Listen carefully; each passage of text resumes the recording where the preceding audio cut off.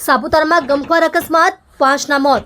સાપુતારામાં મુસાફરો ભરેલી લક્ઝરી બસ માલેગાંવ ઘાટ પાસે ઊંડી ખીણમાં ખાબકી। મધ્યપ્રદેશના ગુનાથી 50 જેટલા પ્રવાસીઓ ભરેલી બસ ઘાટમાં ખાબકતા ગંભીર અકસ્માત સર્જાયો હતો। આ દુર્ઘટના વહેલી સવારે 4 વાગ્યા આસપાસ બની હતી। પ્રાથમિક માહિતી અનુસાર અત્યાર સુધી 5 મૃતદેહ મળી આવ્યા છે, જ્યારે ઇજાગ્રસ્તોને સારવાર માટે હોસ્પિટલ ખસેડવામાં આવ્યા છે।